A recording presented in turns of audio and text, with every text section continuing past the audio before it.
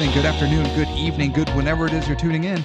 Welcome to TicketPrice, the only show on the internet that asks the question that matters: are these movies worth the ticket price? In other words, are they worth your time and money? With you as always, I am Jake, host and the voice of the show. With me as always, co-host extraordinaire, and the only man who thinks Balzahar Brat is the best villain from the Despicable Me / Minions franchises. Tevis at Master Control. Tevis, how are you, sir? He's from the third one. Yeah. The 80s guy. Yeah. Absolutely the best. No, not even close. He's so fucking I've been cool. a bad boy. He's so cool. No, the shoulder pads and his bald spot. I love it. No, he is. No. He's absolutely my favorite. He's not the worst, but he's not the best. Who's the worst? Ooh. Okay, hold on. Vector from the first one is in that conversation. No, absolutely not. The overkills are okay. Honestly, the Vicious Six suck. They're not very good. I'll give you that one. Yeah. So who's the best? El Macho. He's so macho. He does crimes barehanded. He drinks rattlesnake venom in his shots of whiskey. He's so cool. He has the Mexican flag tattooed on his chest. He steals women and forces them to salsa dance. Whoa. And they're so into it, they don't even care. And then he gives them coupons. Children eat free on Thursdays.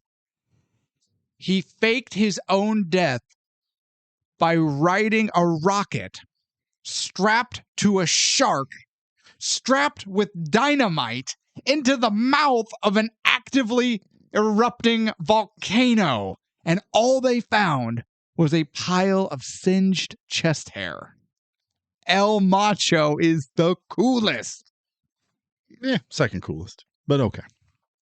El Macho would have beaten the bejesus out of Brat. It wouldn't have even been close.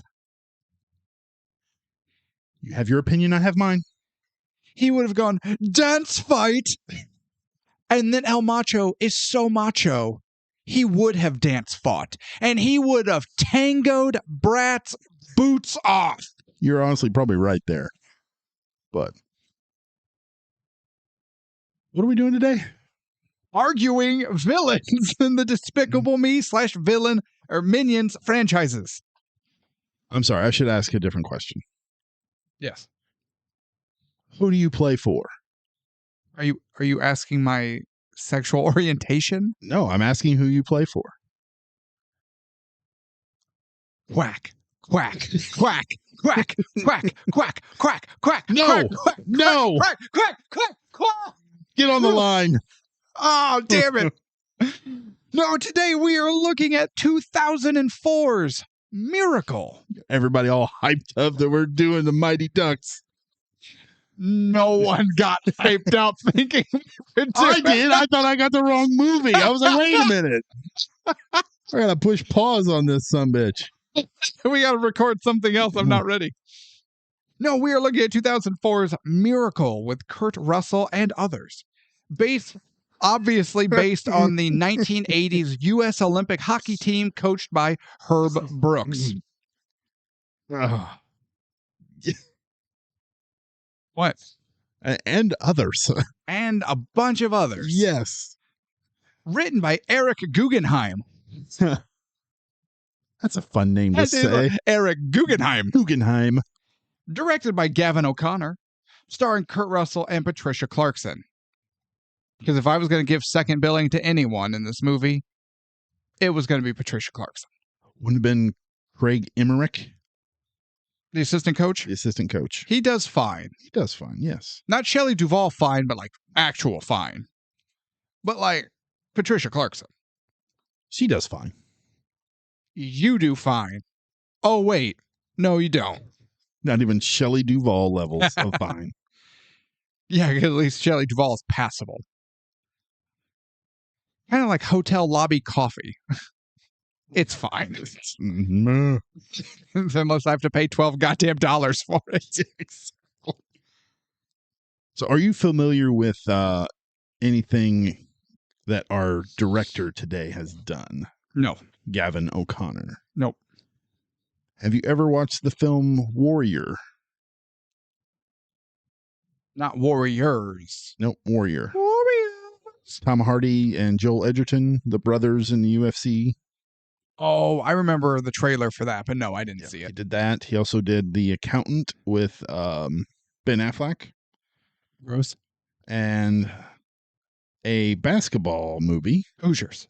The Way Back with Ben Affleck. Gross.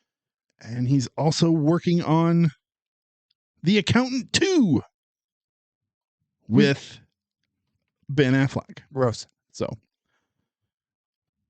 that's where we're at with. So no, not really. Okay, yeah. You know what though? One writer, one director, and they're not the same person. I like that. I like that a lot. Now, I was a little surprised by this. What do you think this movie's budget was? Oh, if I had to guess, probably 30 million. Hot damn, sir. $28 million estimate. Nice. That seemed low to me. Not really. I mean, you got a bunch of no names. Ice rinks aren't that expensive to rent. No. And some extras. You know, Kurt Russell is honestly the main attraction here. Oh, yeah. It's not like he's... Although he did end up taking less money than he originally was contracted for. Yes. To make sure that on the big filming day, all the extras could have a catered hot lunch. That is in my notes. Oh, is it? Yeah. It's so the 800 to 1,000 extras could have a hot meal instead of a brown bag lunch. So, goddamn, hell yeah. Makes me like this movie more. Makes me like Kurt Russell more. Kurt Russell, man. Kurt Russell. I love Kurt Russell. With a worldwide gross of $64.4 million. I could see it. I mean, that's almost, what? A little over double. Yeah. That's respectable. But it's kind of a... Do biopic sports movies ever do? That's kind of where I was thinking. Like, it's more of a niche group. Yeah. So. Like, I love Gene Hackman, and Hoosiers is a good movie. Hoosiers didn't make that much money. It's been so long since I've seen Hoosiers. I ought to rewatch that. I think I own it. I would almost guarantee you own it. If we were to go upstairs right now, I bet we could find it. Well, I was surprised by this. Miracle has 2 award wins with an additional 4 nominations. One of those nominations being from the Stinkers. Really? For worst fake accent. Who? Kurt Russell. Really? For his Minnesota. Oh, I never would have even... No, that nomination is straight bullshit. I didn't even think to give the Charlie Sheen Award out. Although he did not win, Richard Roxburgh won for Van Helsing. Who? I don't know. He was in Van Helsing in 2004. What more do you need to know? Oh, hang on. I bet I know. Go ahead. That's all I got. What was the guy's name? Richard and... Yeah, Count Dracula. Roxburgha. Yeah, that's who I thought. Roxburgh? Roxburgh. Roxburgh. See, Yeah. I want to say Roxburgh, but there's no, like, normally there's an additional OU in there. Roxburgh. Roxburgh? Sure. Yeah, he played Count Dracula. So, yeah, I can see it. See, I know I've seen bits and pieces of that movie. I don't remember Dracula at all. Does he talk like this? Not quite. Would it have been better? And the only reason I know about this character, because I've actually watched not Van Helsing recently, but I was watching Corridor Crew on YouTube. Oh, yeah. And they were doing a breakdown of the special effects. And one of the scenes was with him in it, the Dracula in it, where he comes out of the fire and his skin forms back up, which looked really cool for a shitty movie, but...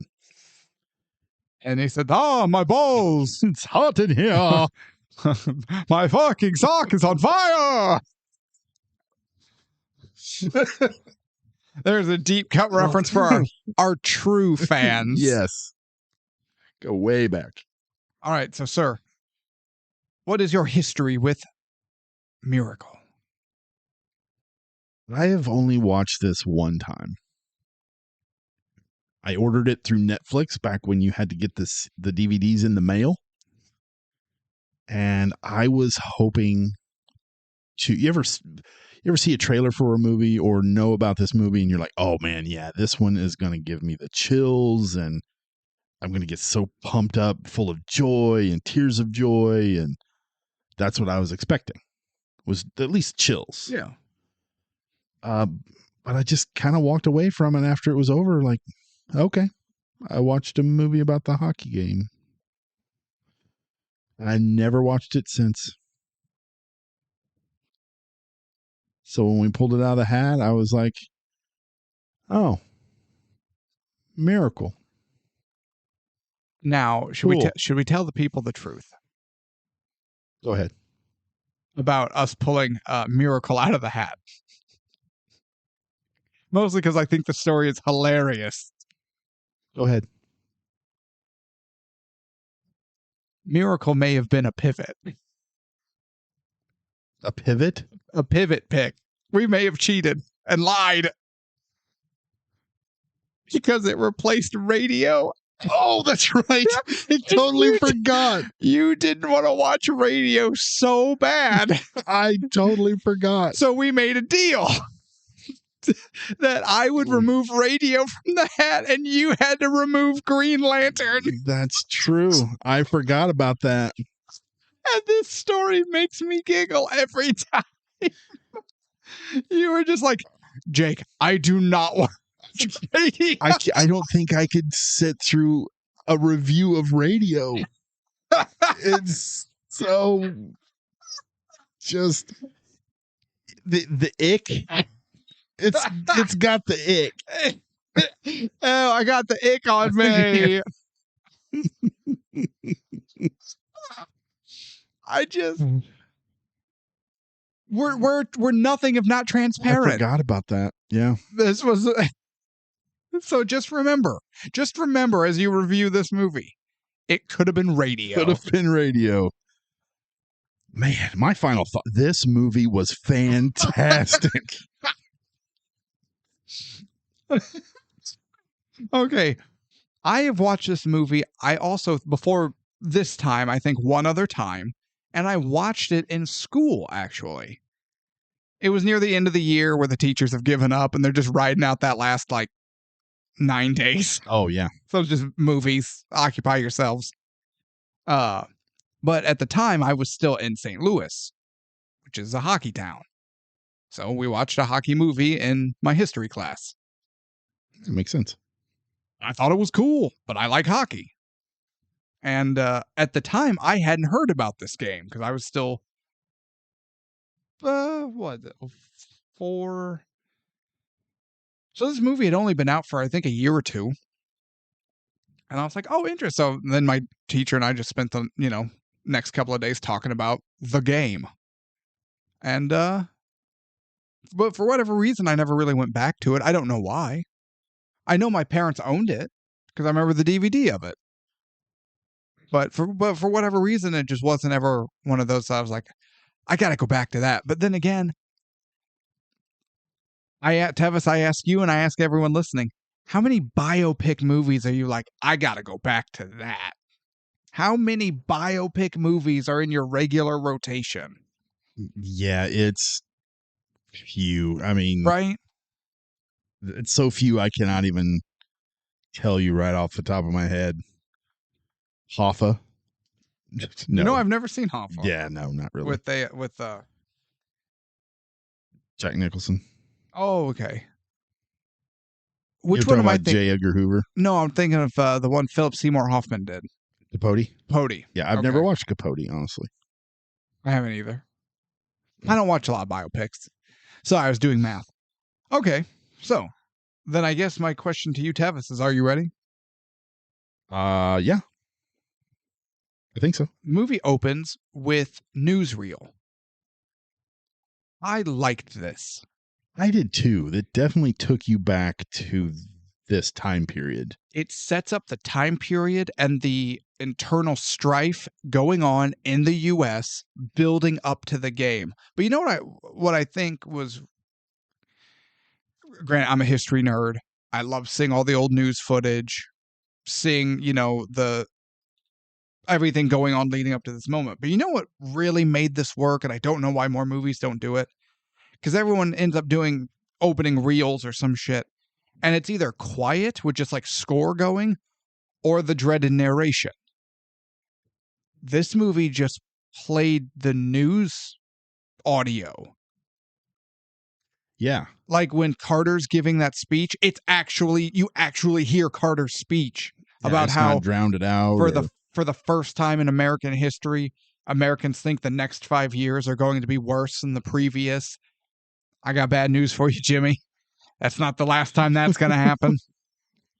Right, but like it let the news footage or just all the reels, because there was SNL on there, gross, but it made sense later on. But it let the audio from the clips play. And that was so much more impactful than than any kind of overlay of dialogue or exposition or anything like that. This was a good exposition and not about what the story was going to be. And it didn't set up the story. It just set up the setting, the world, the setting. Because we hear about America leaving Vietnam. Nixon getting elected. Nixon, did it do Kennedy? Did it do the assassination? I don't think so. I don't think so either. I couldn't remember if the open top limo went by or not, but it may have, but I don't. It did cover Nixon getting elected. Then it covered Watergate. It covered the oil crisis. Yes, gas shortages. Yep. Yeah, the Soviet Union and the Cold War being, what was it, as cold as ever. Things of that nature. Yeah. Like, what a perfect, it was such a cool time capsule moment that then also perfectly situates your audience to get them prepared for when this movie's going down. And as we'll touch on later, plays into just how culturally significant this moment was. The miracle moment. Oh yeah, because it's what they say, 20 years. It was 20 years before they had any kind of a victory over the Russians. Mm-hmm. So yeah, this was very, very important time. Opening was cool. Then we meet Kurt Russell playing Herb Brooks. Herb Brooks is being interviewed for the head coach position of the U.S. Olympic hockey team. And he flat out tells him, everything you have done is wrong. Them being the Olympic hockey team advisory board. Everything you guys have done is wrong, and it has lost. And the plan that you have in place will also lose. The only way we beat the Russians, the only way we win at all, is to adapt and change. And I have a plan to do that. And then they're like, well, we just need to put together an all-star team. I love this. And no, all-star talent fails. Because it's not about all-star talent. It's about the teamwork. It's about playing the game. Yeah, what's he say, that all-star teams fail because you're focused too much on the talent of the all-stars and not what the team can bring. Something to that effect. Yeah. And he's like, yeah, the Russians, they have it down to where it's the team mentality. Mm-hmm. Yeah, I love this whole boardroom scene because you could see the one guy on his right, and I can't remember his name, the taller, skinny guy, getting extremely frustrated and kind of rolls his eyes a few times. And he's like, what? He's like, was it X amount of weeks, not enough time to train? We need 6 months. It's like, so he wants to keep the rink open 6. Are you going to pay for that? Like, he always has a snide comment. Yeah. Wish I could remember his name. It doesn't matter. Does to me because I want a dog on his ass. Okay. Should I wait? No, go ahead. I will find it. Well, then we learned that Herb gets the job. He had pretty much wrote himself out. He thought he didn't get it. They weren't going to go for his kind of radical way of thinking about the game and his strategy on how to win. But he gets the phone call. He's in. And then we get to tryouts, and we see lots of college players. That's the important thing, too. These are all college players. There's not a single NHL player on that ice, which I believe at this moment in time wasn't allowed anyway. Correct. They were thinking about allowing it, the advisory board, and then cherry picking the all-star talent from there. Yeah, I like that the board is there making decisions, because there's a moment where one of the guy on the board, I can't remember his name, but he's talking to Walter Bush, who is the one who kind of befriends Herb. Mm-hmm. And this guy's telling Walter, don't bother writing this player down. He's no way he's gonna make this team. Like, are you sure? What the heck? Yeah. He says, nah, just scratch him off. He's not good enough. But Herb already has his team. Yeah, he knew. He knew before they even start trying out, I think. I don't think he had his final 20. He definitely had his 24, 25. Oh, for this specific tryout. Oh yeah. He knew who was going home.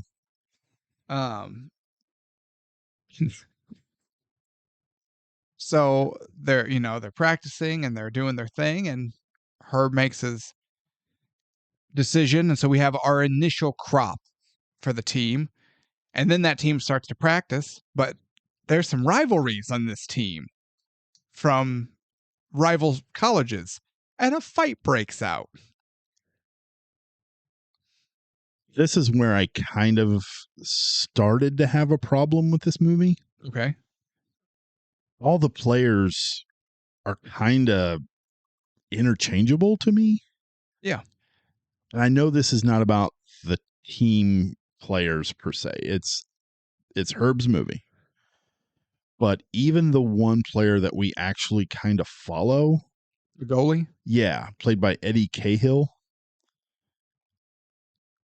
I don't know. There was just something about him I did not care about. I didn't care about any of these team members. I didn't either. But again, it's not their movie. Yeah, but I cared about the team. I didn't care about the individual players on the team. That didn't bother you? No? It's not their movie. I didn't care about the other gladiators. I cared about Maximus. And then I cared about the team when they had to work together as a team to fight the chariots. See, I did. I cared about the other gladiators. No, you couldn't even name the other gladiators. His partner, that they don't give him a name. That's why we don't know his name. They don't give him his name is Gladiator. No, that was Maximus's name for... His name is Black Gladiator. Oh my. Dijon Hansu. Hansu? I don't think that's right at all. I don't think so either. I apologize if I am butchering that name. To Mr. Hansu. But no, so the goalie, this bothered the hell out of me. I could not place why I knew him. Friends. Yes. He was Rachel's assistant for Tag. And I cared more for Tag than I did for... Well, we spent a lot more time with Tag. No, I didn't. I hated Tag. Kind of like I hated this character. You hated him or didn't care? Those are different emotions. I was indifferent. Okay. Yeah. But I feel like this character we were supposed to kind of be, because his father is there. His mom's dead. Yeah. And I was like, okay. I didn't know your mom, dude. I'm sorry. Sorry she died from that. Can I continue, please? Oh, yeah. Go ahead. Sorry. I like this, though. The two rival players get into a fight. The assistant coach and the team doctor go to split up. Herb stops them. Let him go, he says. Let him go. And I immediately looked to my wife and I went, because this is hockey, damn it. Absolutely. It's played by men, and sometimes men get into a fist fight. I kept thinking about how difficult the game of hockey is. It's like soccer, but with skill. Yeah, exactly. Well, yeah. It's like Because football, but with conditioning. you have to, not only do you have to know how to use the stick, how to skate, but do all the plays and, keep that all organized. Handle the puck. Take a puck to the body. Might be a body part you don't want to take a puck to. You might fall to the ice and get your throat cut by someone else's skate. Exactly. It's not like you take a soccer ball to the groin is a lot different than taking a hockey puck to the groin. Yeah, now you know what those soccer balls, they kick those things at ridiculous speeds, but they're not hockey puck speeds. That's a fucking bullet. At a certain point, yeah. Yeah, and I know they're wearing pads and everything, but goddamn. There's a reason between the puck and the hits and the fighting. There's a reason no professional hockey player has all his own teeth. Yeah, there's sports where you have to be a man to play. You have to be another level of man to play hockey, I think. Thank you. Absolutely. So back in the day, my favorite player was Mark Messier. And I just always loved, he was the captain for the New York Rangers. And he would just come out and, he was balding, so he just shaved it down. But he would just smile, and he had no front teeth. Look like Mick Foley. Mark Messier wishes. only handsomer, which is odd to say. But I mean, this guy was not eating corn on the cob without assistance, all right? But just now, granted, he had his falsies, but you could see players on the bench, the vets, and they're like, all right, get out there. And they would just take him out and set him in the box, Set him in the bowl like keys at a party. Oh, God damn it. I got Steve's teeth again. Son of a bitch. Stop eating garlic. God. Yeah, buck tooth. Get non-buck teeth, you fuck.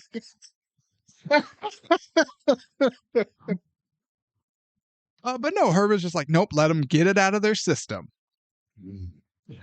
And then he drills them, and he drills them, and he tells them he's going to drill them and drill them because they might not be the best team out on that ice during the Olympics, but they're damn sure going to be the best conditioned. And he wasn't fucking kidding when he was going to do this. Herb is and this is quick because it's a sports movie. I mean, we get dialogue and then a montage, and then dialogue and then a montage. So these scene by scenes are super quick. And we're at the final game. That's right. No, we see Herb at home, and he's studying film, and he's studying Russian film. Is this when his wife comes in? Yeah, mad. Yeah.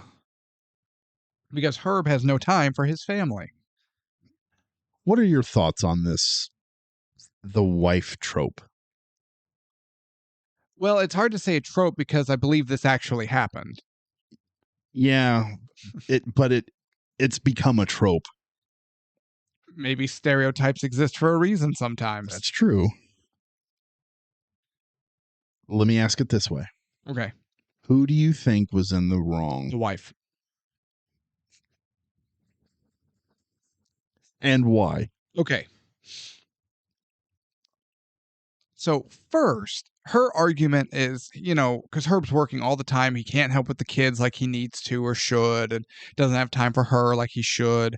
And she's getting kind of fed up because she needs help. And he's like, honey, you'll figure it out. I got to do this. We knew what we were getting into. And she's like, no, we didn't. We did not have a conversation. We did not say it was okay. You said it was okay. I didn't say it was okay. And yes, women do this. You've been on the receiving end of this conversation. I've been on the receiving end of this conversation. And this conversation is straight bullshit. Okay?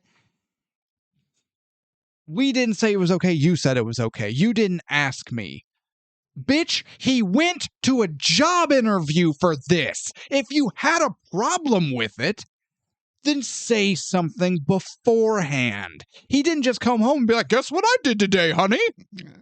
I thought it for shits and giggles I'd apply to be the head coach of the U.S. hockey team. Right? Voice your concern. Don't just stew on it, okay? That's such garbage. And you know it's his dream. It would be anyone's dream. This is a once-in-a-lifetime opportunity. It's 6 months. Suck it the hell up. That was my thing. It's not going to be forever. Yeah. It's 6-7 months of him being away For the Olympics. Not even just for the Olympics, but it's for his dream. Like, come on, lady. I know it had to be there to kind of show his family life was being affected by it. Sure. But at the same time, I was like, do we need it? But no, ladies out there. Well, you didn't ask me. You knew weeks before he interviewed. You knew after he interviewed. You knew before he got the job. You know when they made the job offer. If at any point in time in this multi-week process you have concerns, voice them like an adult. I agree. If you say nothing, your silence is an agreement because you're not verbalizing objection. When two people get married, if there anyone who objects to this wedding, speak now or forever hold your peace. If you do not speak, then shut up about it and then just keep shutting up about it. Okay, I'm glad we had this conversation. No, it's straight bullshit. Bullshit. Sorry, honey, I love you. No, I just hate that shit. Well, I didn't. Shut up. God. It's his dream. Yeah. Blah. It's just They figured out. Yes, but blah. Blah. Here's the thing, though. Could this have been taken out of the movie? I guess technically yes, but my question to you, Tevis, is what did we put in its place so we have a full movie runtime? I guess it does. It is kind of a quick movie. You can put another montage in there. I don't know. At a certain point, you can't. At a certain point, you can't.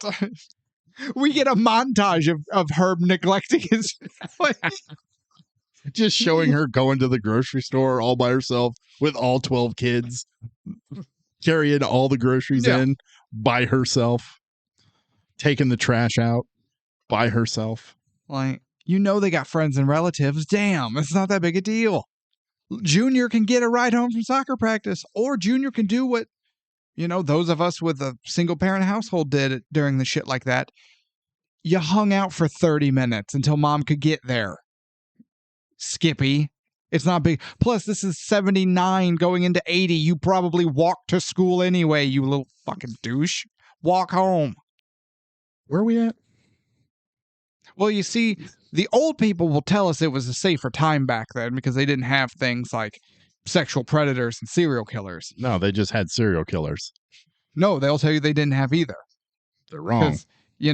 Just like they're also going to tell you, we didn't have things like AIDS or CTE or, many other things that they definitely had and just didn't know about. But if you don't know about it, it doesn't exist. Didn't care about. I had a job when I was 18. I had my first house when I was 18 and a half. No. What's wrong with you, kid? Because your house cost you $500. No shit. I went to college without having to take out loans. Because college was $1,200. Fucking a nickel. Ugh. Anyway, Herb drills them. And he drills them. And he drills them. I also he's got all these plans on how he's, the plays. And you see him working on the board. And he's like, you do this, you do that. And the other's like, all right, any questions? Good. And he goes. And then the players are like, did you catch anything he was talking about? No. Because Herb is looking at the game at a whole nother level. Yeah, I actually enjoyed watching him coach more than any other part of this movie. Mm-hmm. He was just so into it. You could just tell the look on his face and the way he reacted to these players, he's like, this is where I'm supposed to be. Oh yeah. Yeah. So they get a practice game, not practice game, but they get an exhibition against the Norwegian team. And this is the Norwegian Olympic team versus the U.S. Olympic team in a friendly exhibition before the Olympics. And they tie. Except Herb was, I think, okay. I think Herb could have been okay with the tie if everyone's head had been in the game. See, I don't know. I don't know if I agree with that. Okay, he wouldn't have hit them this hard afterwards There you if go. everyone's head had been in the game, but they're playing well enough, I guess, against the Norwegian team, who aren't the big threat anyway. But you know what? Seems like the guys on the ice just aren't skating as hard as they could be. And then he's hearing the players on the bench, oh man, look at that, look at that chick in the, fourth section, 3 rows up, smoking hot. I need to talk to her. And I'm not going to lie. Maybe it's because I'm an old man, but that pissed me off. Let alone Herb. Get your head in the game. I am honestly surprised he didn't say anything to these guys on the bench. See, though, Herb's not like that. He had something better in mind. He did. He took care of the problem. So the game ends in a tie. And Herb is displeased because they weren't playing his game. They were distracted. They have a job to do, and they weren't doing it. So in front of God and everybody in Norway, the game ends. The buzzer rings. The Norwegian team is leaving. The people are leaving. And Team US hits the ice. And they hit the blue line, and they drill. And they drill. And they drill, and everyone eventually leaves, and they're still drilling. Then the arena manager wants to go home, and so Herb tells him, leave me the keys, I'll lock up. And he drills. And then the lights get shut off, and he drills them. Yeah, this goes on for... Guys are puking, just collapsing. This setup, like 7 to 8 minutes, it felt like. Yeah. It was a long time. But I loved when these guys, they just finished the game, and they're getting ready to leave, and the assistant coach is like, no, guys, turn around. Herb wants to talk to you. And they know they're fucked. Oh, yeah. Herb talking to you has never been a good thing. No, absolutely not. But yeah, they're puking, they're collapsing. He runs them until they get their heads right. This, in the previous montage, that's all I can really call it. That's what it was. Of him training these guys. After the first fight with the teammates. Yeah. He asks everybody on the team, let's get to know each other. What's your name? What's your position? Who do you play for? And each one of them says a different school or a different team. Mm-hmm. Yeah. Scotty Whippleman, University of Minnesota. Yeah. And the only thing that really came to my mind was that Key and Peele skit. Yeah. East versus West. Brickashaw, Chickasaw, Fergusaw, Murgasaw, University of L.A. Razzmatazz, Razzmatan. I love that. Ole Miss. I love that one. Okay. Key and Peele was funny. Oh my God, yeah. Better than Chappelle's Show? Oh, absolutely. Yeah. I love Chappelle's Show, but there's a reason it ran out of steam at season 3 and he ended it. Yeah. Yeah, no, Key and Peele, there's so many more fantastic sketches. You know what? Hot take, I'm calling it. Key and Peele was better than Chappelle's Show. So I listened to an interview with, I don't know his full name, Keegan-Michael Key. Yes, thank you. But he was talking about this specific skit. And he said, yeah, Jordan, he came up with this idea. He saw something on the news or the Sports Center or something about these guys doing this. And he's like, okay. And he went away for like a week. So he came back after a week and he threw this script down on my desk. And he's like, I'm reading through this and I'm laughing my ass off. And he goes, yeah, the only thing I added to it was like Chad Smith, the University of whatever. He goes, everything else was him. I was like, that's fantastic.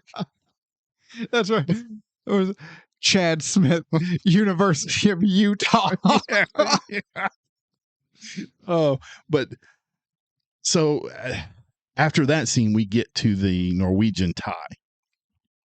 And he's drilling these guys, and they're puking and they're dying. And the assistant coach is like, Herb, what are you doing? He's like, run him again. Mm-hmm. Herb, come on, run him again. Blow the whistle, run him again. And it gets to the point where they're going to die.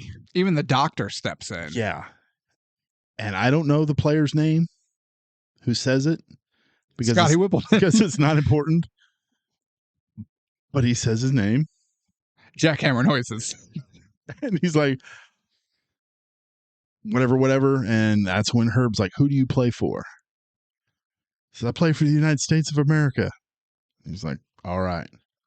So let's get off the ice, boys. Mm-hmm. I'm like, yeah. And I think there's a few sound bites in here of Herb where he's like, this cannot be a team of common men because common men go nowhere. Fabulous line. Mm-hmm. And there's another one. You think you can win on talent alone? You don't have enough talent to win on talent alone. Like, damn. So good. Yeah, we'll talk about it when we get there, but I do have what I think is the best line in the movie, which was hard because there are a multitude of great lines. There are. But we take a break from the US team to learn about the Russians. Did you catch this? Because it's on kind of in the background. Go ahead. The Russians are on an undefeated streak. Do you remember this? I do not. And they just won a game like the previous night that ended up kind of being a big deal. The Russians, like 7-0, swept the NHL All-Star team. That's right. I do remember hearing that. Their most recent win was sweeping the NHL All-Star team, which all goes back to what Herb was telling the advisory board from the get-go. It won't work. I did catch that, yes. So now we've been hearing about them, but we finally get to see the Russians a little bit. And what a great introduction of, holy shit, the final boss swept the NHL All-Star team. That means they have swept the best of the best the United States has to offer. We get more practicing and team building. The team's doing good. When all of a sudden, a new player joins the ranks. And he's a hot shot who's been making a name for himself in the college games. Don't remember his name. I don't either. It doesn't matter. And you know what he does super well? In the game that he's in. Scores a bunch of goals, and all of a sudden they're getting ready to go home. And the assistant coach comes in and says, Herb, there's some players outside that want to talk to you.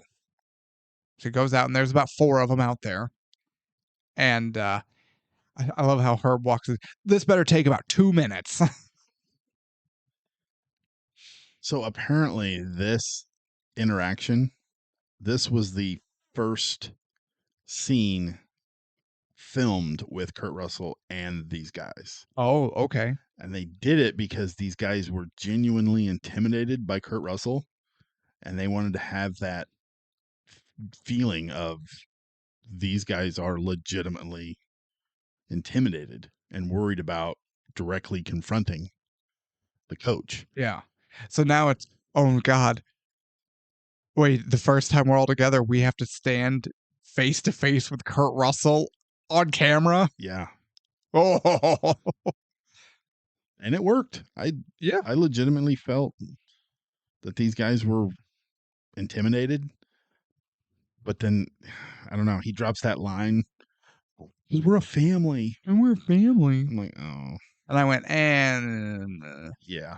but you know what? It proves the team building though, and it proves Herb's theory on the game. No, I get that. It's just, I don't know. It was that line. It's a wet fart. It was. Yeah. Yeah. We're family. Wah, wah, wah. Bum, bum, ba, ba. Wah. Then we get the team Christmas party. See, I didn't like this either. Why? I don't feel like. I keep wanting to call him Herb. Herb. Herb. Okay, Herb is a name. Herb is what you use to like season things. Yes. Or heal yourself in Resident Evil. You got to combine. You got to two. combine. Yeah, with a thing to make a spray can. Make a spray can. Don't you God. combine two of the plants to make one spray can? No. I don't remember. It's been First so long. aid spray is a full heal, single-use restoration item that is standalone. Yeah, but you can combine the two herbs. No, you can combine. There are 4 herbs, and you can combine any combination of 3 of them, unless it's multiple green. That's cool, too. And then you get a combined herb that has various effects, such as full healing, but they don't create the first aid spray. Okay. You absolute virgin. It's been so long since I played any Resident Evil. It's been so long since you've seen a vagina, obviously. That says the guy who knows the in and outs of Resident Evil's herb system. Herb system. And if you listen carefully, you'll just, wait a minute. Put your hand to the ground. You will feel a small quake of all the panties dropping simultaneously as I'm explaining herb combinations. Oh, you absolute nerd. There may be some flooding in New Jersey.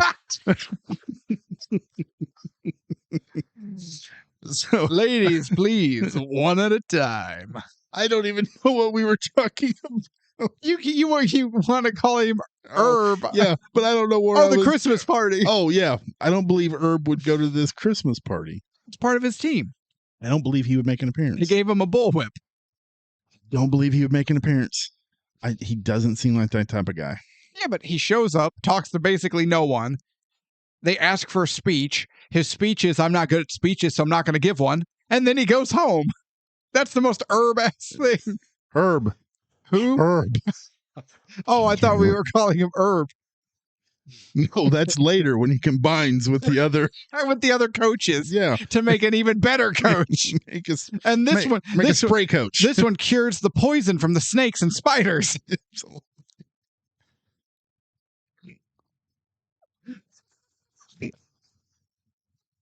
Oh my God, we're so stupid. Oh.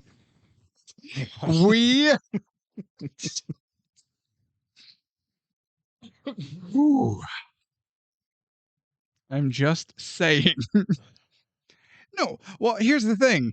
You say that you don't think Herb would go. You know who said Herb did go? Herb. I don't know. It just didn't seem right to me. Herb Brooks said he went to this Christmas party. You cannot argue with the man they're making the biopic about. Not all things from biopics are correct. He was the consultant, though. I don't believe it. I think he's lying, trying to make himself look more human. Okay. Okay, buddy. Why don't you try to make a spray can? First aid spray. Dumbass. Oh, now they're down to the wire. Olympic rules state you can only have 20 players, and they have 21. And they all knew it. Everyone knew it was coming.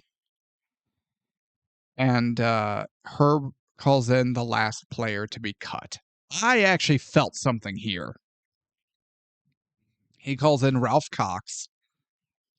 Everybody, as soon as the assistant coach was like, hey, Coxie, Herb wants to see you. Everyone knew. He knew. The team knew. Everyone knew. To go all that way. To go through all of that. and to still get to do everything that you were asked to do and still get cut at the finish line. Brutal. See, and I would probably feel the same way if we got to know at least one character from this movie other than Herb. Just put yourself in those shoes. Nah. It's called empathy, you robot. Nah. Didn't know. You heard it here, folks? Tevis doesn't have real feelings. He's not what we would call a real boy, Pinocchio. No, it was sad. I was like, oh, but that was the extent of it. That's what you're just like, oh man, that sucks. You felt bad for him. He'd be all right. Given what happens, I don't know if you would be. I think he did fine. I don't know if he did fine. We should in the credit scenes. Actually, they all did actually end up getting really nice sounding jobs in like finance and stuff. Yeah. He was a good student with a good mustache that the ladies loved. It was an okay mustache. How dare you? It's a good mustache. Kurt Russell looked at that mustache and was like, shave that shit, boy. That's the thing. Kurt Russell probably looked at him and went, when he becomes a full man, that'll be a good when stash. Your balls drop, you're going to look good. That's right. So, we've been hearing about this next game coming up for a while. It's finally upon us. Before the Olympics start, like 3 days before the Olympics start, there's an exhibition between the Russians and the U.S. And everyone's like, how did this happen? And Herb was always real nonchalant. He's like, oh yeah, crazy that, huh? And I'm like, what did you do, Herb? Herb straight up, I don't know how, but he organized that game to happen. Oh, yeah. Yeah. Yeah, he's no dummy.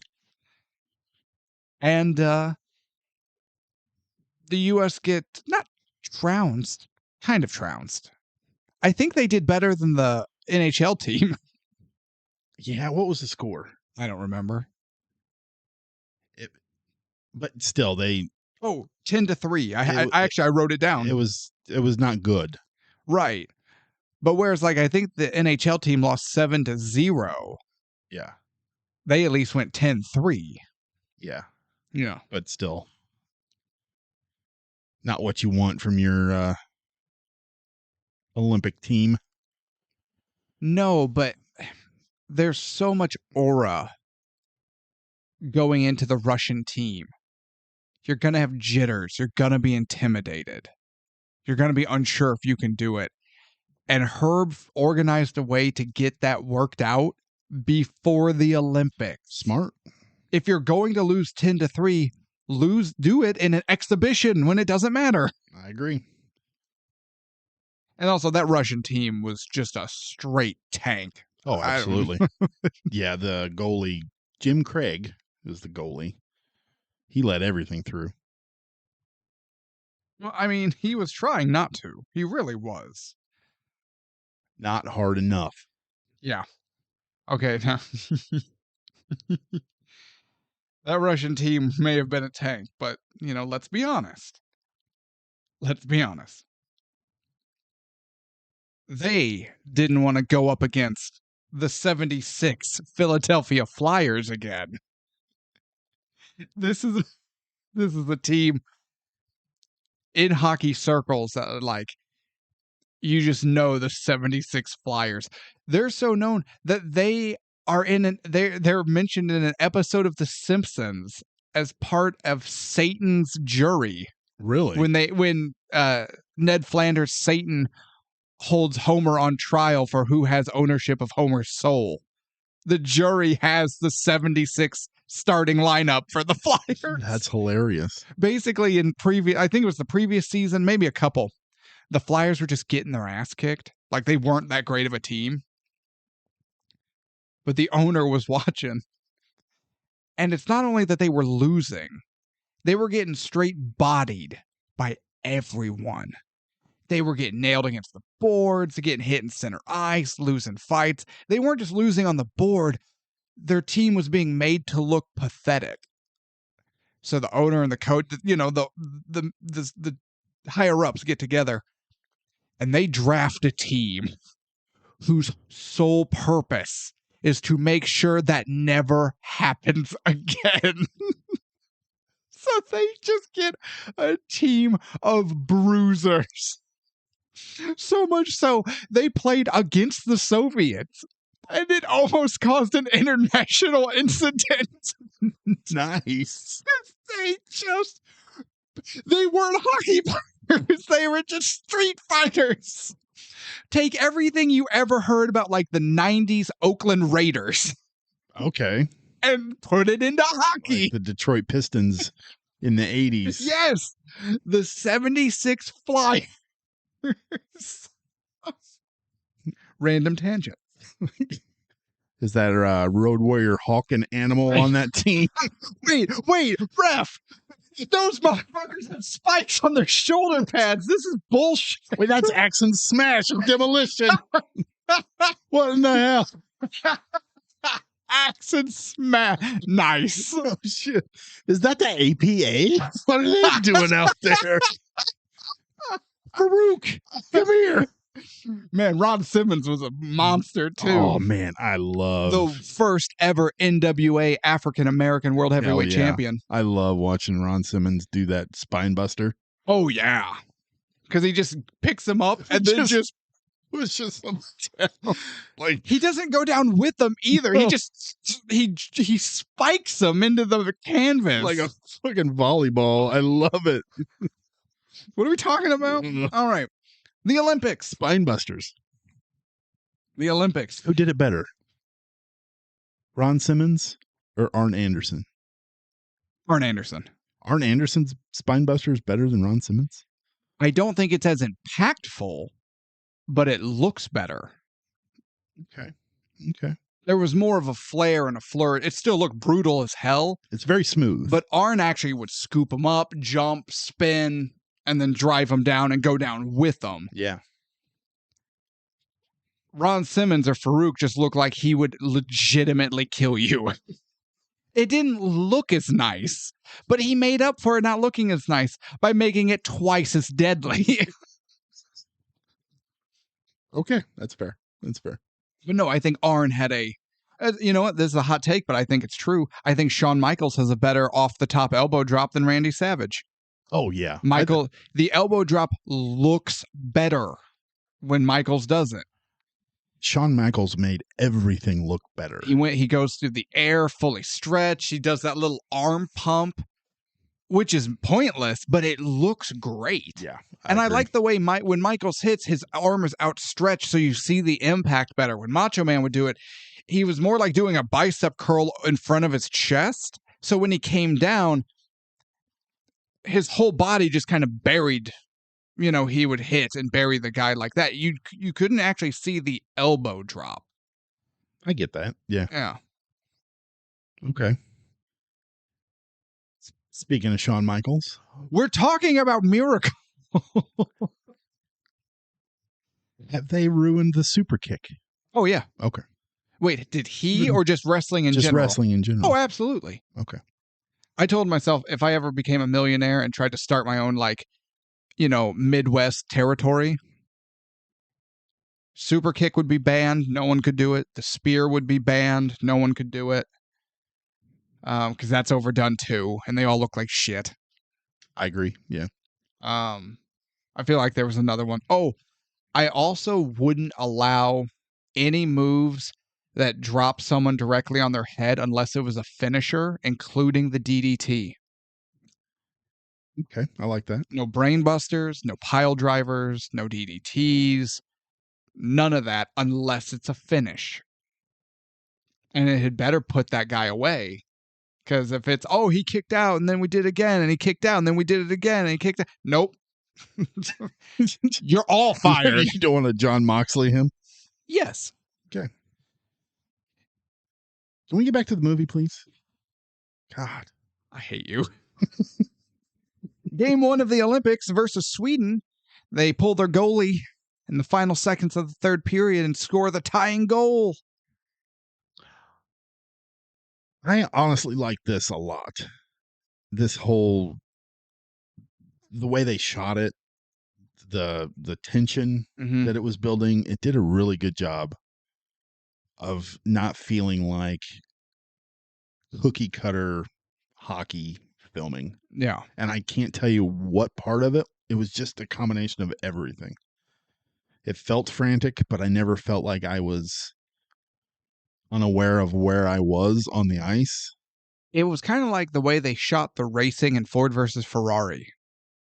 Yes. There's a lot going on, but it's shot so well that you're not lost watching it. Exactly. So they tie, Herb's out watching his kids skate, on Lake Placid, and his wife comes over, and Kurt Russell's just wearing the worst fucking hat. The second worst fucking hat. I'm noticing a theme in Kurt Russell movies and hats. And he and his wife talk, though, and he's like, you know what? We've come all this way and we're going to do our best, but I don't think they can do it. I've been looking at the Russian lineup. It doesn't matter who I put where or who I put against who. We can't do it.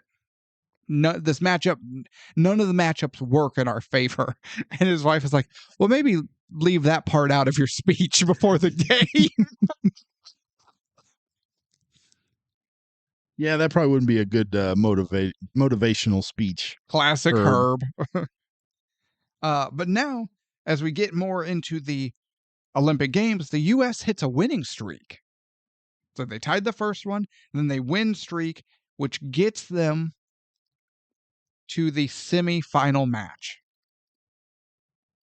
But on the bracket, their semifinals are once again up against the Russians, who are undefeated in the Olympics. They have come in and just dominated everybody, which everyone said they would. And then they did. So, no one's a liar, I guess. Is this where we get the speech? Yes. Okay. Did you write anything down for the speech? No. Okay. I wrote down something for the speech that has nothing to do with the speech, but it affected the speech. Okay. So he goes through this. They gave Kurt Russell a really energetic horse that wouldn't sit still. So he had to really keep it under control. And to do that, he had to make sure he was constantly riding back and forth in front of the Scottish army. Yeah. Up and down the ice rink. No, this moment was one that I do remember from my first watch. And this was probably my favorite part of my first watch. And I was thrilled to get back into this. He gives this big roaring speech. I cannot recall anything he said, but the music is welling, and then they're going out onto the ice and they're getting ready to play. I watched this on Disney Plus. As did I. And this pisses me off. Because right after he gives the speech, it cuts to a commercial. You have a commercial? I have commercials on my Disney Plus because I don't want to pay the extra blah, blah, blah amount. Maybe you shouldn't be such a cheap ass. You cheap ass. No. Don't you own this? No, I don't own this. I'm pretty sure it's probably sitting next to Hoosiers. I'm guarantee it's not. But if you're going to put commercials in your fucking movies, know the right place to do it. Yeah, it should have interrupted the speech. Yeah, I'm surprised it didn't, but it just ended right on the speech. And then when it brought it back, it was still that music that was playing. And we're supposed to still feel this motivation after watching a Zyrtec commercial.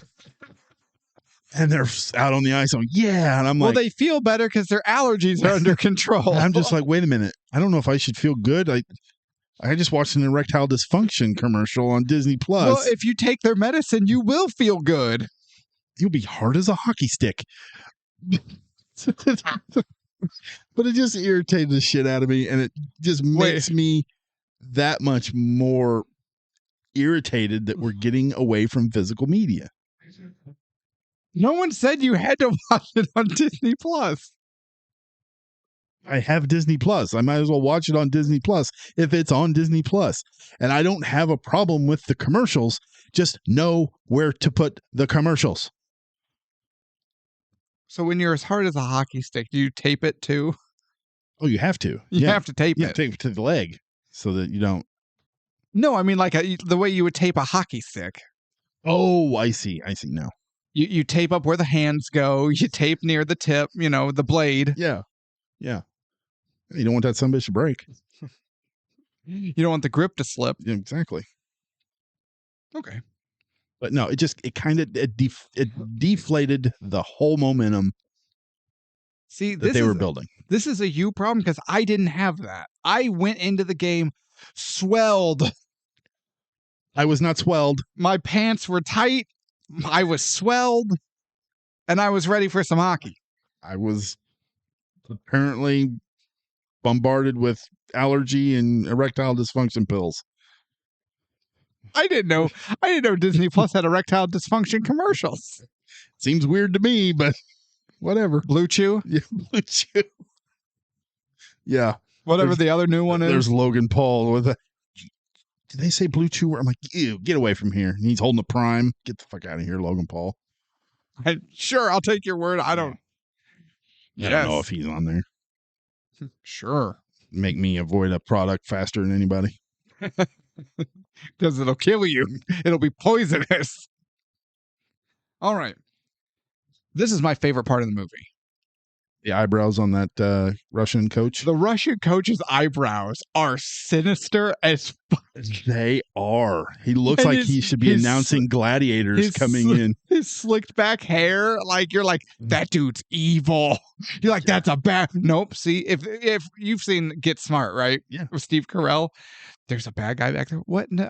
Oh my God, that is such a bad guy. His head looks like something from Easter Island. Nope. See, I'm doing it too. That's profiling. That's profiling, and I will have none of it. I was profiling that Russian coach. Yes. Yeah. His eyebrows were so fucking bad. Anna, she goes, we were joking about him too. She goes, there's one reason that his eyebrows are like that. They have to be historically accurate. You look that up. I want to know if those eyebrows are historically accurate. Because if they're not, I don't know. But if they are, it'll be fantastic and I'll lose my mind. But no, the recreation of this game is my favorite part. It's tense and exciting, and you feel the drama of it. You already know how the game ends. It was the 1980s Olympics. You know how this game ends. And yet it was still great to see. The hits are big, the goals are exciting. You feel the pressure. And that's really impressive, and I think that's a big shout out to the story this movie is telling. And the cinematography and the, what's the word I'm looking for? The staging of the game itself. A lot of people worked really hard to make that come together. I am just rapping here and I am stalling as Tevis looks this up. I'm just going on and on. I'm trying to finish, but I can't. That's what she said. Do you need some Blue Chew? Tape it. Do you tape need it. A proper tape job? Don't say tape job anymore. So I made her give me a tape job. Yeah, no, there's the coach. Wait, that guy's borderline handsome. Yeah. Wait, why was the coach in the movie Mr. Sinister? They turned him into a James Bond villain. I expect you to die, Mr. Bond. That guy's handsome. Yeah, looks like he's taking over the moon. Anywho. Yeah, he looks just like a normal dude. Oh, man, but the excitement when the U.S. tie the Russians at the end of the first period. Oh, yeah. And everyone is losing their minds. And the Russians can't believe it. And then the Russians take the lead in period 2. Come into period 3, the U.S. tie it. No one can believe it. And then in the final seconds of the game, What point does the Russian coach take out his goalie? I think that's the end of the first, isn't it? Into the first, he switches the goalie out. So the team captain for the Russians, who is their center, is also a very good goaltender, and he takes the net. Yes. So this coach panics. Yeah. Because nobody has done what the U.S. is doing. Herb even says he just benched the greatest goaltender on earth. Yes. Yeah, and he tells his boys that to let them know. Mm-hmm. And then boom. And then I love how the announcers calling the game sound great. It's perfect. But then it cuts to the original audio. Do you believe in miracles? Yes! Oh, God damn it. Who is the announcer? Oh, Al Michaels. Mm. That was who it was. They actually brought him in to record some audio for the movie, but they left that part to the original and just updated it so it sounded a little clearer. Yeah. But yeah, I thought that was cool that they brought Al Michaels back to do the audio. Am I overhyping this, or is this one of the greatest announcing calls in all of sports? Do you believe in miracles? Yeah, I mean, It is, right? I think so. And there's a reason they left it to the original. Oh yeah, you can't bring anybody else in to Not only that, but even if you got the same guy, the magic of the moment. Yeah, that's exactly what I was talking about. When they updated the original audio, they didn't want to try to recreate that. Yeah, there's just no way. It would never ever come off the same. No, this is one of the all-time greatest sports calls. Period. Do you believe in miracles? Yes! And just pandemonium as the U.S. does the unthinkable and they beat the Russians. Then they go on to the finals and win the gold.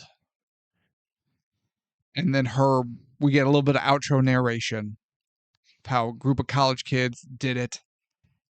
And the following year, they made the call and they started allowing the NHL players to play on the Olympic team, and they started putting together dream teams. But isn't it funny how once they started using dream teams, the dream was never realized again? Yeah, I always thought they kind of ruined it when they did that, when they started bringing in the dream teams. Mm-hmm. Even though the basketball thing was awesome. I remember when I was a kid watching the NBA players go in, but although real talk, you want to know why it works in, say, NBA and not? Think about the 90s Bulls and how the 90s Bulls were also basically just the U.S. Olympic team, right? Yeah. Yeah, you want to know why that works? Because most NBA players are American. Only what, if we're being generous, half of the NHL All-Stars are American? Probably less than. They're Canadian, they're Russian, they're Swedish, they're Finnish, they're Norwegian, they're Chinese, Australian, Brazilian. Yeah. So so it's like, all right, the NHL can play. Well, cool, but Vladimir over there is going to go play for his home country. Yeah, so it's kind of, which is good for him still, but yeah, absolutely, there is a bit of a backfire there. I agree. Hey, Wayne Gretzky's Canadian, guys. Maybe don't. Yeah, guess where he's going. Yeah. So I looked this up after listening to Herb's words about the dream teams. I looked this up, and to look it up, I went to teamusa.usahockey.com. I went to the U.S. Olympic hockey team's website. Okay. I'm intrigued. Because you can look up all their medals. Oh. When Herb, as a player, was going for the Olympic team, but got cut as the final player cut from that team was 1960, and the U.S. won gold. The U.S. would not win gold again until Herb comes back as the coach in 1980. We have never won gold in hockey since. Wow. The last Olympic medal the U.S. has won, period, was silver in 2010.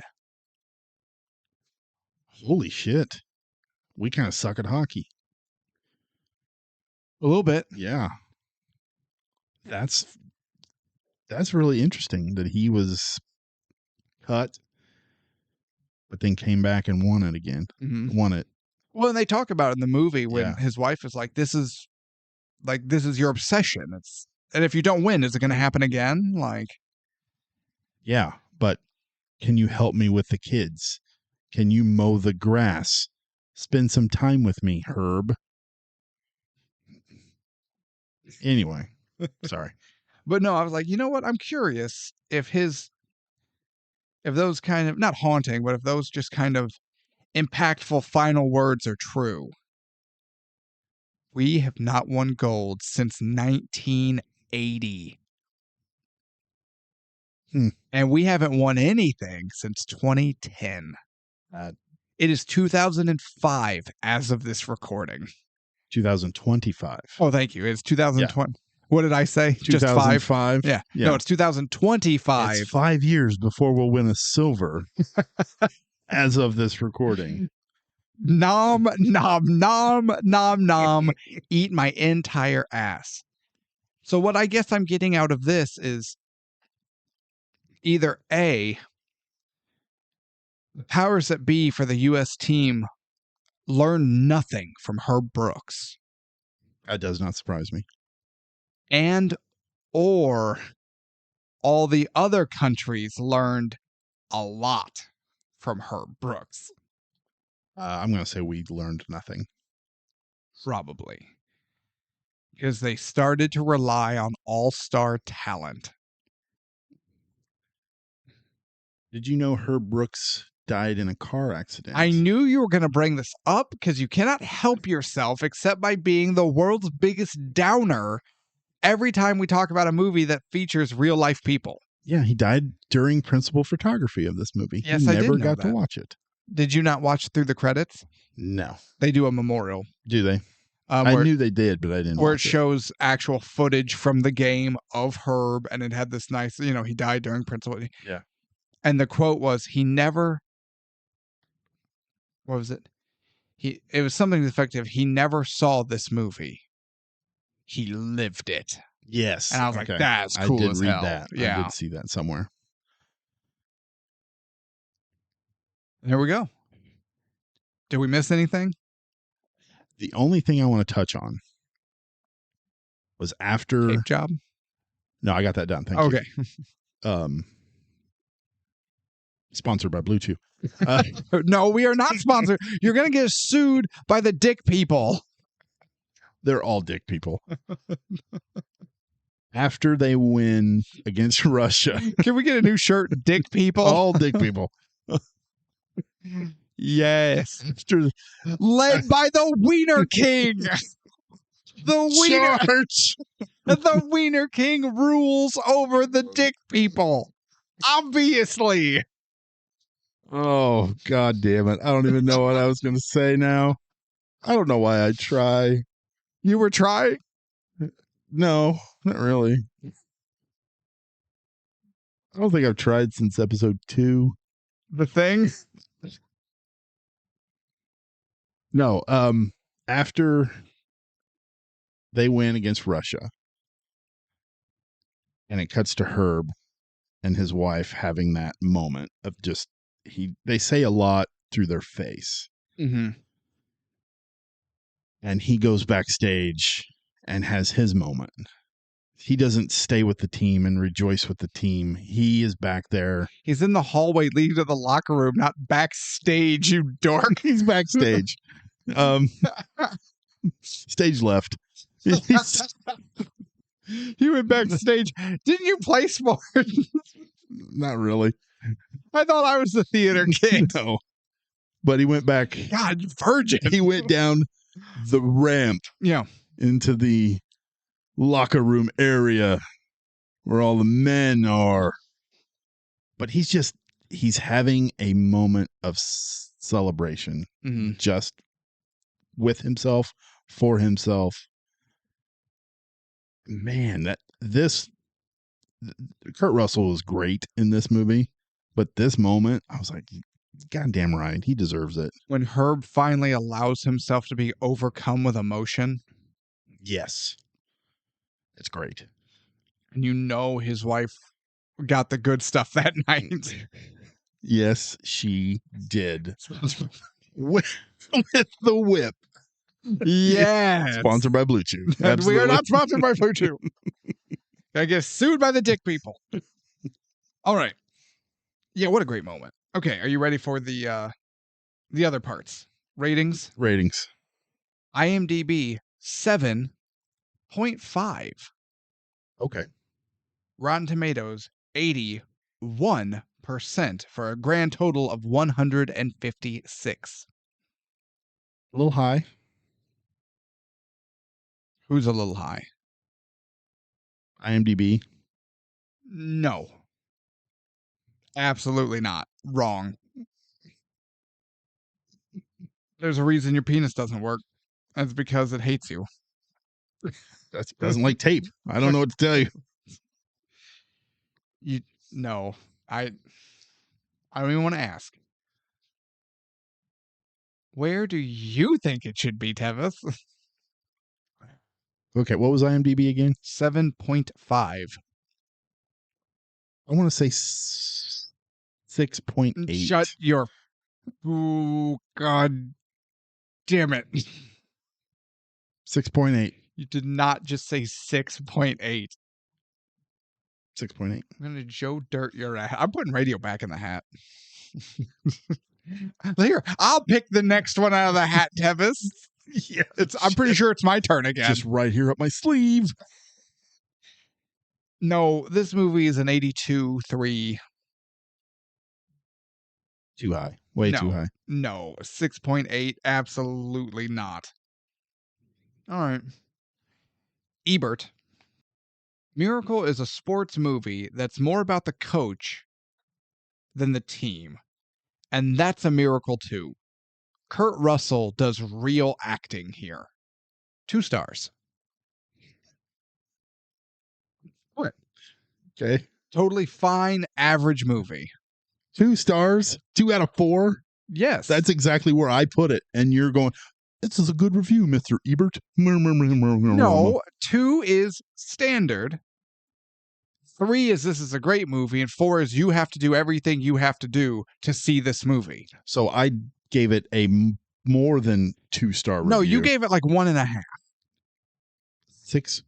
The percentages are not a direct correlation to stars. 2 stars. This movie is a half. 3/5 triumph. No. This movie's the whitest movie in the history of movies. It's about hockey. Yeah. It's true.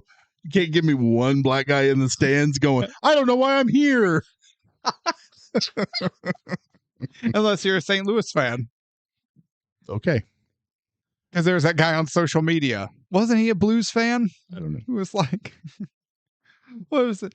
It was during when the NFL had their big contract disputes this last time. It's been a handful of years ago. I'll say it's been a while ago. And he's just like, man, I got to see something. He's like, man, the white people been hiding hockey from us.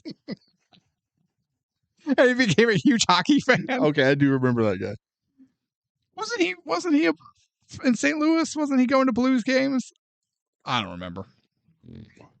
But Kurt Russell acts his ass off. Oh, I agree. I agree. You got Chicago Tribune, LA Times, New York Times, New Jersey Reel. None of the above. Angry rant time. The Virginia Toilet. No, my notes say I have to do an angry rant. Oh, okay. Then I have some music to set up to do angry rant. It's in my notes, angry rant. Okay, I'll find some theme music. It should not be this difficult to find a contemporary movie review from something that came out in 2004. If you are a publication that needs to hide an 2004 hockey biopic movie review behind a paywall, you should stop existing. You do not have enough money to function. Period.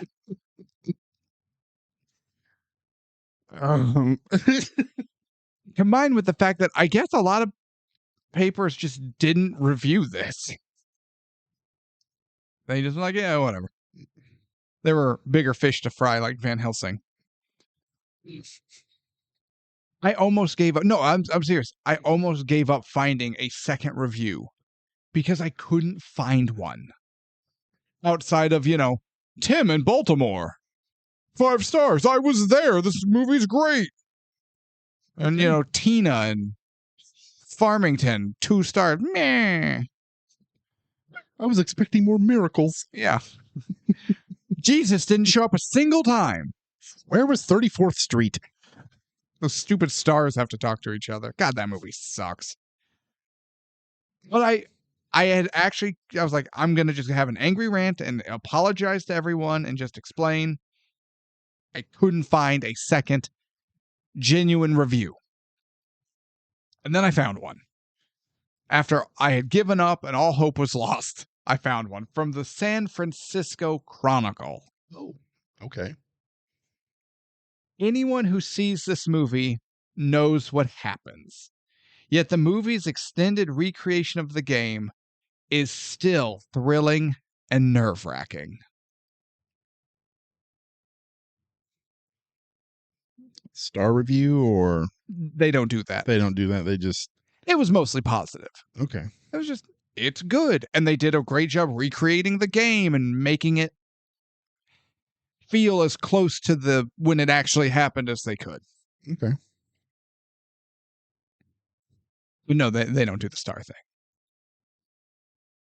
So, I don't even want to ask you. Now we move on to the awards section of the show. Do you have any awards for this? I have a few, not very many. Okay. I don't have a ton either. I have the Maximus Award for Best Line. Okay. I had 2, but I had to break it down to 1. You think you can win on talent alone? You don't have enough talent to win on talent alone. I love that. That's a great one. It's my favorite of the whole thing. So I have a line too for the Maximus Award. And part of it goes into the way it's delivered combined with when it's delivered. It's opening tryouts.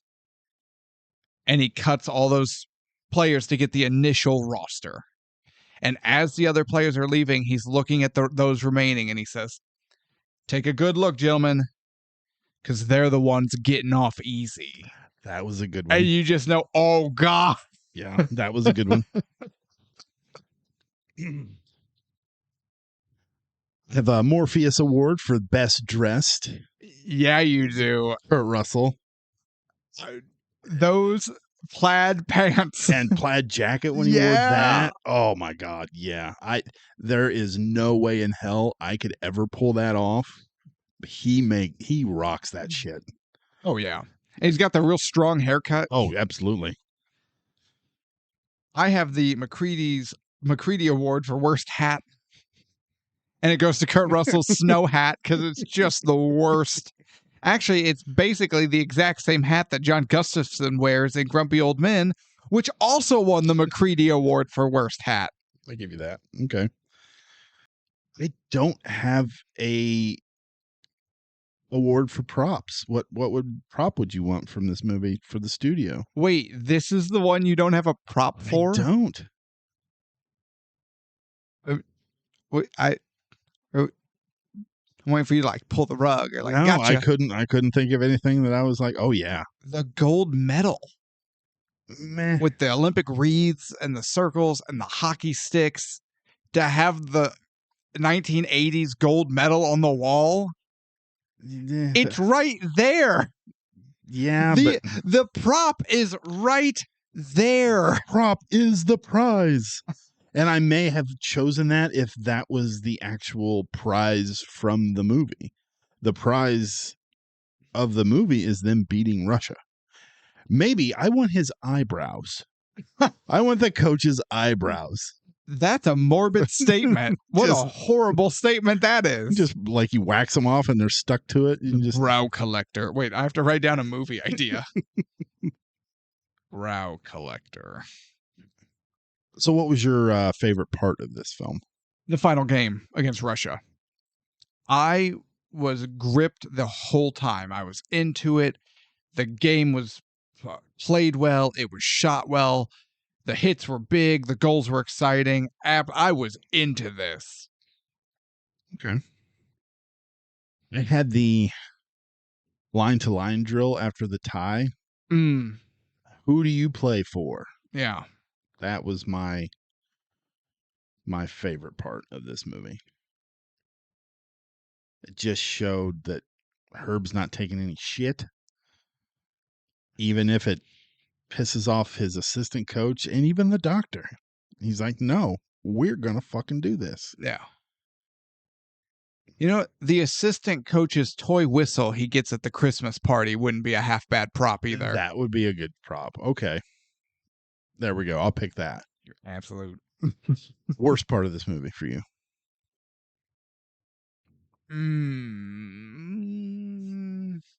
I'm not gonna lie. Probably anytime Tag and his dad Look at each other. were having their like father-son emotional moment, because I'm like, guys, you didn't build this story up enough. No one gives a shit. Okay. See, and that goes to my worst part. Lack of any depth from any of the players. I wanted something. Just give me one. Give me the goalie. Yeah. The goalie is the leader of the team. He wasn't captain. He was the leader of the team. He was the hero of the team. That's true. Build this character up. Leave the other ones the way they are. Just cookie cutter hockey player guys who, why do you want to play college hockey? You know, Because we're from Minnesota. That's all there is to Yeah. do. I wanted to win a national title. Anyway, just build up one character on Would the it team. have been better to just not build up? If you're not going to really build them up, then don't. Then don't. They didn't. Right, but you know what? But they were like, oh, but now we're going to focus on this like B story of blah blah blah. But Just not. At least they attempted to, but just a little bit more. Give me something to care about this goalie. Well, you want to like watch his mom die or something? Maybe. He's not Bruce Wayne. Yeah. I want to see him watch his mom die and she gives him a new cassette and he runs out of the hospital crying and then this ship comes down and picks him up. And then this giant hockey puck shaped ship comes down and he gets taken by hockey space pirates. Space hockey pirates? Yeah. Pirate hockey space. There's already a movie called Space Pirates. There is? Oh, absolutely. I like how you're just like, oh, absolutely. Like I'm an idiot. But you're right. I'm sure that is a movie. So, Tevis, as much as I, quite frankly, don't even want to ask you, what are your final thoughts on Miracle? Do you believe in miracles? Okay. Kurt Russell as Herb Brooks is phenomenal in this film. Thank you, Tevis. All right. But he has he's to still be. talking. He has to be. Because the movie focuses on him too much, I think. There were what was that? One of the players was injured and he wasn't quite sure if he was going to be able to play, and And then it was supposed to be this thrilling moment where the doctor releases him and he's like, yeah, I get to play. And I'm like, I don't even know your name. The, the two that got into the fight, I don't know either one of their names. Well, would it make you feel better to know that you're talking, two of the three people you're talking about are the same person? See, and I didn't even know this because they are so interchangeable. The one that we're supposed to feel bad about gets cut. And I'm like, I don't know your name, mustache. Move along. Like, I'm sorry you were cut, but Get the fuck out. The games were filmed really well. Mustache. The way Kurt Russell reacts to the win is great. I enjoyed that. I got a little bit of feels there. I did enjoy the relationship between Kurt Russell and his assistant coach, Craig and Emmerich, and I don't even know his name in the movie. No, neither. And I think that's the problem. We already have a movie that we know the ending. The hockey is good. There's moments that are extremely exciting, but I miss that connection to any other character besides Herb. It goes back to the Green Mile. Like, we felt every single person in that group of guards, what each one of them were feeling when they were watching John Coffey getting electrocuted. I wanted to feel what any other player or one other person besides Kurt Russell. I wanted to know what they were feeling. I wanted to feel it with them. I didn't get that. And when you're trying to be a emotional, joyful, inspirational sports movie, you need that. Mm-hmm. I did not get that. And I know everybody's going to be like, well, it's Herb's movie. Yeah, Herb, share. He didn't share his time with his family. He's damn sure not going to share his movie with his team. Yes. I'm going to get shit for this. Is Miracle worth the ticket price? Do you believe in miracles? Do you believe I'm going to say no? Yes! It's not. Oh! I cannot. I wanted to so badly. But how much of this is because you had a commercial during the climactic moment? Do you need Cialis? That was your fault. Now back to the Goofy Troop movie. What? Goof Troop movie or the Goofy movie. Those are, you had the Goof Troop TV show and the Goofy movie. Those are different things. It wasn't the Goofy Troop. That's nonsense. I don't know. It could have been either one because the commercial interrupted in the wrong moment. Just don't have the, if you're going to bitch about it, then pay the extra dollars and don't have commercials. No, no. And you know what else? I got an email the other day from Disney Plus and Hulu. They are updating their subscriber agreement. Yeah, so you can't sue them like that one guy did. But they said that even on their ad-free subscription plans, there are some programs that they show that they will have to have ads. Like, well, then why am I paying you extra money to not have ads? If you're just going to be like, oh, I'll just sprinkle a little ad here. Yeah, but they're all doing it. Yeah. So what's the fucking point? So death to streaming is what you're saying. Death to get the shit on physical media. Wait a minute. Hear me out. No. What if somebody swoops in, gobbles up all the streaming services, combines them under one umbrella that then you pay just the one price for, $250 a month. You have access to all of them. You have to have a satellite on the fucking side of your house. Then they feed it. Like, there's so much information there. There's so much content. They have to physically, manually feed it into your house with like a cable. And you just hook that cable straight into your television. Crazy. Then you can get a whole network of nothing but the NFL and pay an extra $60 a month for that bullshit. We have a smart TV, and I kind of hate it. Apparently, you don't know how to use the smart sound.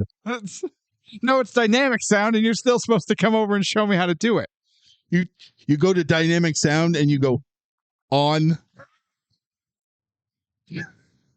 So, smart TV is just like the weirdest channels, because they're all just like, they're not real channels. It's just like channel 2657, and it's just who's the boss? Oh yeah, all the time. But it's the who's the boss channel. Yeah. That's all they show, back to back on endless loop of who's the boss or whatever show they're on.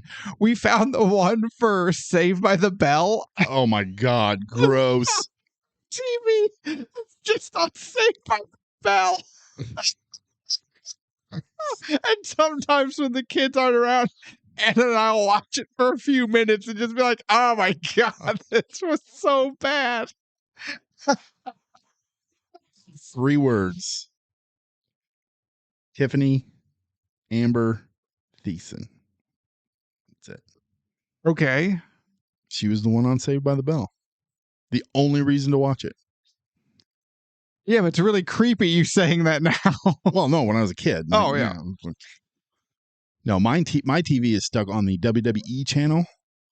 So I get nothing but like documentaries and... You have to pay for that, don't you? No, it's on all the time. Like, what? But there's like documentaries on different wrestlers. Wait, I've been watching Saved by the Bell. It's your damn fault. It's my own damn fault because I haven't cared enough to wait for the smart TV's, 2 megabyte adapter to read my Wi-Fi so I could. It takes me 6 minutes to turn the fucking thing on, let alone scroll through channels. It takes you 2 minutes to go from 1001 to 1002. It takes forever for this stupid. And then the thing is, because it's trying to load all this bullshit I don't care about anyway, when you hit source to go over to like the Xbox or the Blu-ray player or whatever it is, it can't. Because the loading takes precedence. So you still have to wait for the fucking thing to load before my daughter can switch it over to Disney Plus or whatever to watch her show. Oh, watch commercials. So I'm just going, God damn it. I kind of want to turn it off because it just irritates the shit out of me. Yeah, you should find that WWE thing because they have a show on there where they track down old costumes. No, that show sucks. I like that show. Hey, we know where stuff is, so we're going to just go to the person who owns its house and bully them into selling it to us for 25% of what you should get for it. And then we're just going to put it in a warehouse and it'll never be seen again.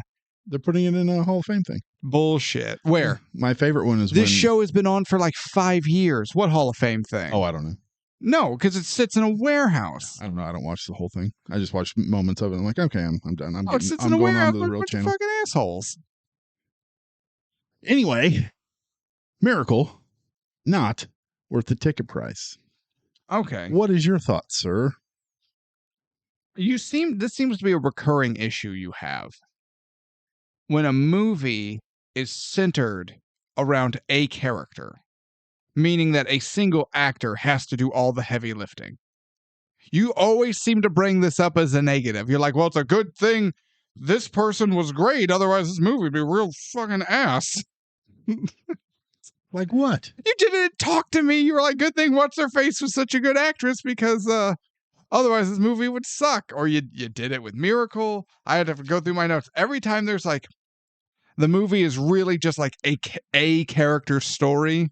You're always just like, man. Well, yeah, if it's one character that's leading the whole thing. Yes. If they don't do a good job, then the movie's gonna suck. You bring it up as a negative that the movie is such a movie every time we encounter it. It's Kurt Russell. It shouldn't be man, it's a good thing, Kurt Russell really had to carry the. No, we got to watch a lot of Kurt Russell. And that's not a negative. You're right, it's not, but you always position it as a negative. No, my negative was I wanted to feel the joy for some other person on the team. But how much joy did you feel for Herb when he was breaking down in the solitude of the backstage area? Oh, I felt that. That was with fine. the stage hands and the people in half costume getting ready for the next scene. Yeah, they were combining all the plants to make the spray can. Yes. No, I felt great for that guy, but I wanted more. I spent time with all of these guys. We did. Give me one person to experience the joy with besides Tag. Herb. Tag. No. Pointed up at his dad. His dad was like, yeah, Tag. I didn't know who that guy was. I just thought he was pointing at a guy in a random empty seat. I love you, sir. Too bad Mom couldn't come. Why'd you buy a ticket for? Which is weird. Why is there an empty seat next to you? No, I really enjoyed Miracle. I will probably watch it again. The hockey is great. The story is great. The feels are great. And Kurt Russell does a phenomenal job. Miracle is worth the ticket price. 6.8, my scrotum. You can take your 6.8, wrap it in a box. I'm going to change it. Put a nice little bow on it. And then I will take that box and I will just wrap it in all the excess scrotum skin I have and just let it. I don't know what I hope I don't get that for Christmas. Oh, here, let me get your present. It's buried in here somewhere. Oh, no. Oh, Santa's pulling it out of his sack. Oh, half a sandwich. I was wondering where that went. Oh, Die Hard on Blu-ray.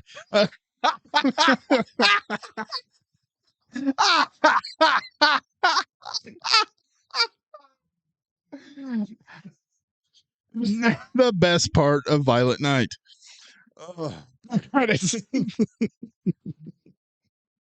Man, that movie was bad too. All right. I think it is your turn, though, to pull from the hat. Or is it my turn? I think I pulled. I don't remember. Go ahead. Okay. I don't recall. I'll pull. Okay. Oh! It's got Cuba Gooding Jr. Oh my God. I hope it's Boat Trip. He helps with a local football team. Oh my God. He has an affinity for a device that plays music thanks to unseen waves in the air. His perfect teeth. Oh, that's so mean. That's the worst part of it. Like you had to make the character that way, but then you had to put those teeth on him. For the love of God, say no, Cuba. Maybe those teeth were historically accurate because radio would also be a biopic. Still, say no, Cuba. Say no. Wait, are all sports movies biopics? No. I don't think The Mighty Ducks is a biopic. The Mighty Ducks isn't a sports movie. Absolutely is. I bet you if we watched The Mighty Ducks, I would give it a worth the ticket price. Yes, but you've already proven time and time again that your opinion is shit. Next, we'll watch Big Green and Little Giants, and there we go. Oh my God. All right. Okay, no. What are we doing? This is a movie I've seen once a very long time ago, like when I was a kid. My parents were watching it. I don't know who's in it, but I know it involves firefighters. Ladder 47. No. What the shit? I don't know. Just yell up the stairs. Get those dishes. Backdraft. This is a Kurt Russell movie. Kurt Russell's in Backdraft? Kurt Russell's in Backdraft. Oh, yeah. Yeah, Kurt Russell. One of the Baldwin brothers. Gross. I think it's Steven. Who? Steven. Neiman. The one who went on to have no career. For some reason, I don't know why. I always thought Ray Liotta was in this. No. Okay. The FBI director from Silence of the Silence Lambs, of the Lambs. Scott Glenn. Yeah. Robert De Niro's in this. Ah. Donald Sutherland. Ooh. Man, this is stacked. Jennifer Jason Leigh. Who? Rebecca De Mornay. I don't know who that is either. God, you need to learn some. You're movie the history. encyclopedia of people. Hell yes. Oh, I am excited for this. Until we watch it and you're like, well, it focused too much on De Niro. No, if I remember correctly, there is no focusing on one character in this movie. This movie is kind of all over the place. They didn't let us spend enough time to form attachments with anyone. I didn't get to hang out with Kurt Russell that much. Wait, this will be Kurt Russell's fourth The Thing, Miracle, Tango and Cash, but we're not counting that. Tombstone. Yeah, 4. Yeah. Okay. We don't count the Sarah and Slides. Yeah, that's true. Then we have to count Stallone in things. And I don't want to count Stallone in things. You're being so terrible to Sly. I'm watching his shit. That should be enough. Yeah, that's there you go. That makes me happier. I'm watching his shit. Okay, next week is Backdraft. Episode 82, Backdraft. Nice. 1991. Wow. Going all the way back. Way back. I was 1 year old. Val Kilmer is in this? Kilmer's in Backdraft? Hell yeah. 91, no. That's got to be young, sexy Val Kilmer, too. I don't think it's right. That can't be right. Unless it's like so early in his career, he's just like, guy getting coffee. Guy running out of fire. No, that can't be, because that's the year he did The Doors. People can be in more than one movie a year, Tevis. Yeah, but he doesn't even have a name in the movie. It just says Val Kilmer. You know what? Eagle Eyes. We're going to be on watch. Okay. We're going to look. I'm telling you, he's going to be like guy who calls fire department. Guy in bar. That's it. Yeah. I'm eyes open. Okay. Join us as we hunt for Val Kilmer. I don't even have to look. But Clint Howard is in this. I guarantee you. I'm not 100% sure. He'll be the easiest to find homeless man in the whole movie. I think this is directed by Ron Howard. I'm almost positive it is. It has to be. It has Clint Howard. Exactly. He's the only person who steadily uses Clint since Gentle Ben. Yep, directed by Ron Howard. Oh, I love it. I love it. Did I tell you that I saw Clint Howard at one of the Comic-Cons? No. Last year. I didn't even realize who he was. How do you not realize? He's got to be the most recognizable man. He had a beard. Yeah. And he looked. I almost wanted to give him change. Because he was going from one of the photo booths back to his regular booth. It was him and then the brother from E.T. I can't remember his name. There's a brother in E.T.? Yeah, the older brother from E.T. There's an older brother in E.T.? Yeah. There's Elliot. There's Drew Barrymore. Yep. And then there's the older brother. I didn't know there was an older brother. E.T. sucks. E.T. is amazing. No, E.T. sucks. It's in the hat. Yeah, next to Radio. And presumably Die Hard 2. I keep hearing rumors that Die Hard 2 is in the hat, but I've yet to see it. I bet Sarah took him out. Damn it, Sarah. What the shit? Am I coming through on mic 2? Did you switch microphones on me, you motherfucker? Probably. I'm on mic 2. When did I get demoted?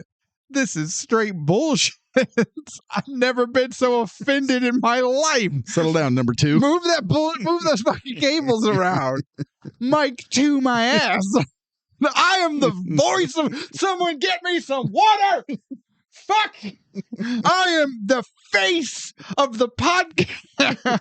Thank God we're on a podcast.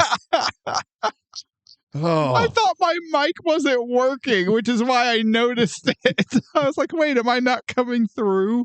oh no, you're doing fine. What a shame that You're would just be. on number 2. Oh, it's like when Sarah came and I got demoted to stool. I lost my chair and it's in a stool like an animal. I am not an animal. I am a podcaster. Wait till the next Sarah and Slab. We're gonna get you a milk crate. At least give me 2 of them so I can reach the desk. I'll give you 2 of them, but they won't have a bottom on either one. That's all right. My big fat satchel ass will still probably make it work. All right, everyone. Oh, Miracle, let us know in the comments what you think. Help us break the tie. Ooh. Check out the merch store. All kinds of fun stuff to find there. Let us know if you got bingo.